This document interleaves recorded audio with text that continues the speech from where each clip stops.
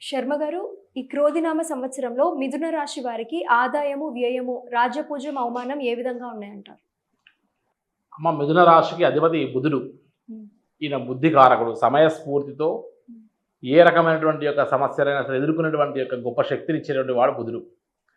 నరాలకు, చర్మానికి, ఉదర సమస్యలకు ఆధిపత్యం వహించేటువంటి వారు కూడా ఈ బుధుడే అని చెప్తూ ఉన్నారు. కాబట్టి మిథున రాశి వారు ముఖ్యంగా నరాలకు, చర్మానికి, ఉదర సమస్యలకు సంబంధించినటువంటి ఆరోగ్య విషయాల్లో ఇబ్బంది కలగకుండా జాగ్రత్త పడాల్సినటువంటి అవసరం ఉంది అని చెప్పచ్చమ్మా. హ్మ్. ఈ యొక్క రాశి వారికి ఆదాయం 5, వ్యయం కూడా 5. ఆదాయం తగ్గట్టుగా సరైనటువంటి ఖర్చు కూడా ఉంటుంది అని చెప్పచ్చు. కానీ రాజ్యపూజ్యం 3, అవమానం 6గా చెప్పబడినప్పటికీ వీరికి మొండి సంకల్పం, గట్టి సంకల్పం, అదేవిధంగా దృఢమైనటువంటి ఒక సంకల్పం కలిగిన వారు కాబట్టి ఎంతమంది నెగిటివ్గా ఏమనుకున్నా కూడా జయించుకొని రాగలిగేటువంటి ఒక శక్తి ఉంటుంది ఈ మిథున రాశి వారికి.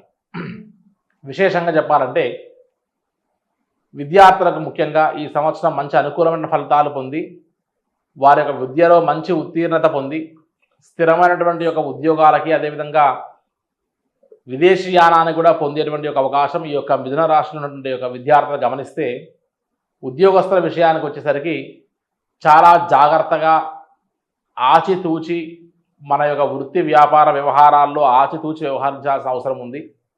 మనం చేసేటువంటి కష్టం ఎంత కష్టపడి, ఎంత నిస్వార్థంగా, ఎంత నమ్మకంగా మనం పనిచేస్తామో అంతటి గొప్ప గుర్తింపు లభించి మనం పై స్థాయిలో కూడా వెళ్ళి ప్రమోషన్స్ పొందేటువంటి ఒక అవకాశం కూడా ఈ యొక్క మిథున రాశి వారికి కనబడుతూ ఉంది. ఎవరైతే నిర్లక్ష్యత, అదేవిధంగా పని పట్ల శ్రద్ధ వహించరో అటువంటి వారికి ఈ సంవత్సరం కాస్త కఠినమైనటువంటి ఒక చర్యలు ఉంటాయని కూడా చెప్పవచ్చు. ఎన్నో సంవత్సరాల నుంచి పడుతున్నటువంటి కోర్టు వ్యవహారాల్లో ఈ సంవత్సరం కొద్దిగా ఊరట ఇస్తుంది. ఇంకా కూడా వీరు ఆ యొక్క కోర్టు సంబంధించిన వ్యవహారాల్లో, న్యాయ సంబంధించిన వ్యవహారాల్లో కాస్త ఈ సంవత్సరం కూడా కొద్దిగా మానసిక అలజడి, వేదన ఇంకా కొనసాగుతూనే ఉంటాయని చెప్పచ్చమ్మా.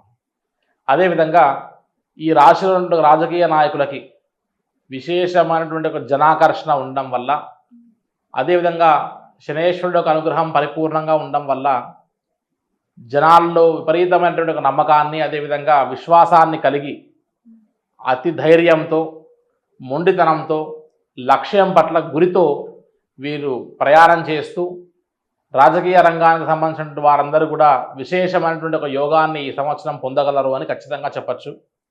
అదేవిధంగా వీరికి పైవారి యొక్క అండదండలతో పాటు పైవారి యొక్క దృష్టి పడడం వల్ల వారి యొక్క సపోర్ట్ బాగా తీసుకోవడంతో పాటు ఉన్నతమైనటువంటి యొక్క పదవీ కాంక్షలన్నింటినీ కూడా నెరవేర్చుకొని అతి గొప్ప స్థితిలో, స్థాయిలో ఉండి ప్రజలందరికీ కూడా మంచిటి పాలనను అందించేటువంటి ఒక స్థాయిలో ఉంటారు ఈ మిథున రాశి వారు అని చెప్పచ్చు.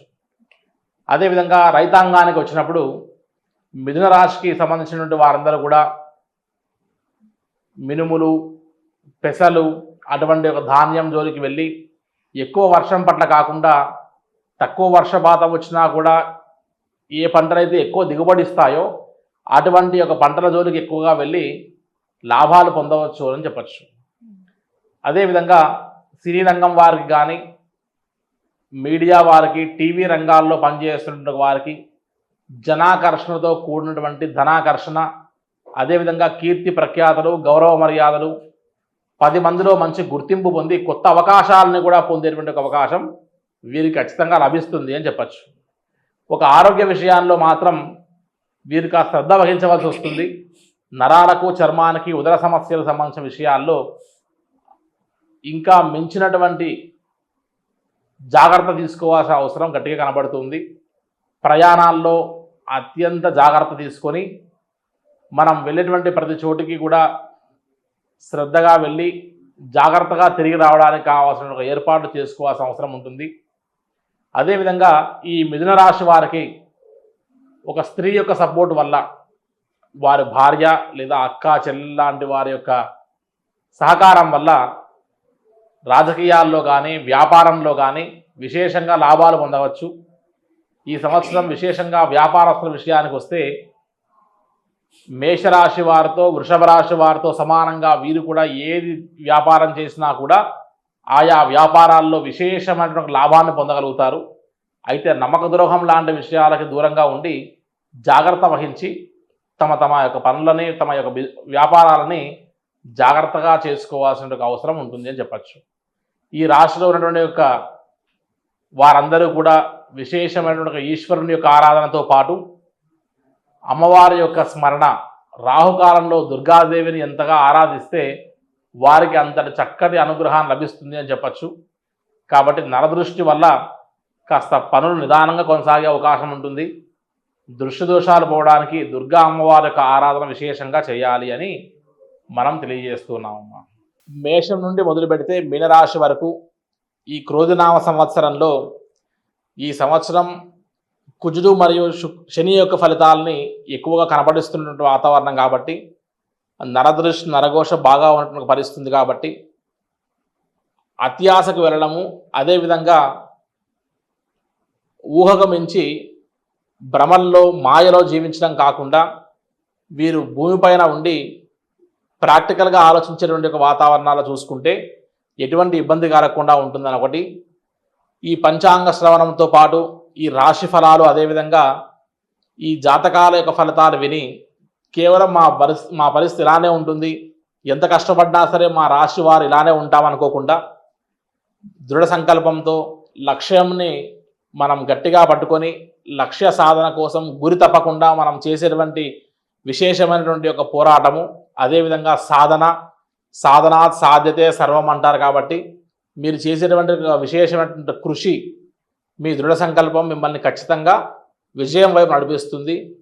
కాబట్టి గ్రహాలు కేవలం మీ యొక్క జీవితంలో ఒక మార్గాన్ని చూపించడానికి మాత్రమే ఈ యొక్క రాశి ఫలితాలు తప్ప ఇవే మీ జీవితాన్ని నిర్ణయిస్తాయని చెప్పి మీరు ఇంట్లో కూర్చుంటే ఏ పని జరగదు. కాబట్టి మీరు ఎంత కృషి చేసి ఎంతటి పాజిటివ్ మైండ్తో మీరు ముందుకు వెళ్తారో అటువంటి ఫలితాలే మీకు వస్తాయనే విషయాన్ని గ్రహించి ఈ యొక్క క్రోధినామ సంవత్సరాల్లో అందరూ ఆయురారోగ్యాలతో, అష్టైశ్వర్యాలతో, భోగభాగ్యాలతో, మానసిక ప్రశాంతతతో, అదేవిధంగా ఆధ్యాత్మిక చింతనతో ప్రశాంతంగా జీవించాలని కోరుతూ సర్వే జనాః సుఖినో భవంతు.